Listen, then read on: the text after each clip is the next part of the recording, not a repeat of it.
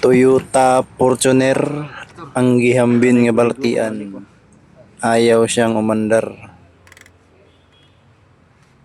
Bali hinatak na lang to papunta sa shop.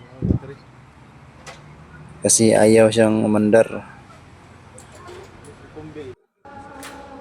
So ang ginawa lang namin dito ay binaklas muna namin yung harapan, yung mga nakaharang.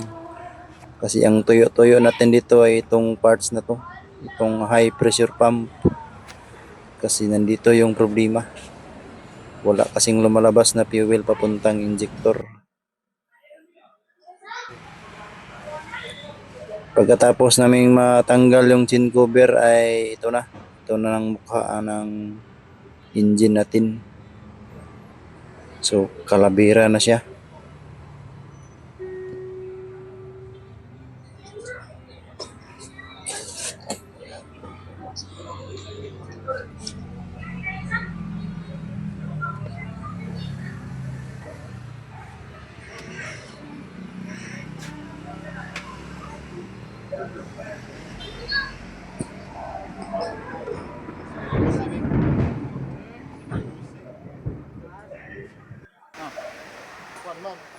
So yun.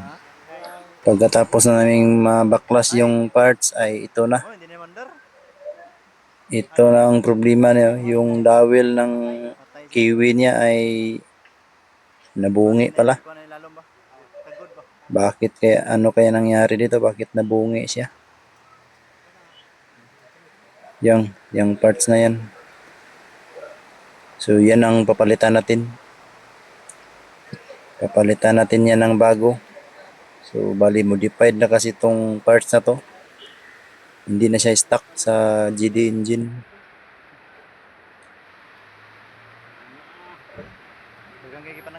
Ang may-ari pala nito ay mahilig sa racing kaya pinamodify niya yung high pressure pump.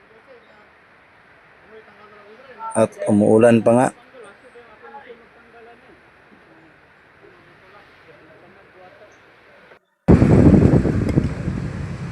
So ito yung injector niya. So medyo kakaiba na siya sa compare sa ibang GD engine kasi 6 pins na siya.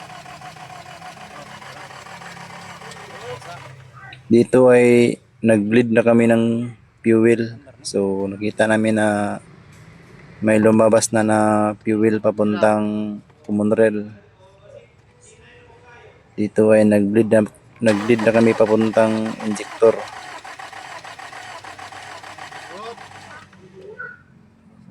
At yun, lumabas na yung kanyang fuel.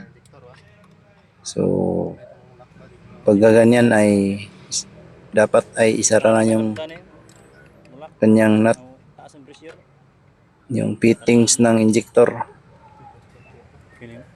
Ginamitan lang ng maraming tuyok-tuyok para mahigpit-higpit siya at hindi na magliking-liking.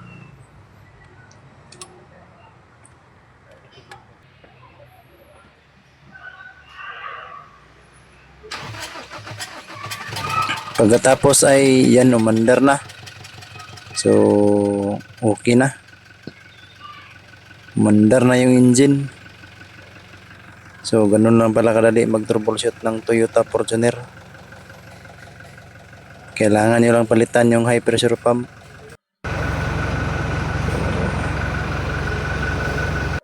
Sino-sino pa ng konti yung ating unit, oh.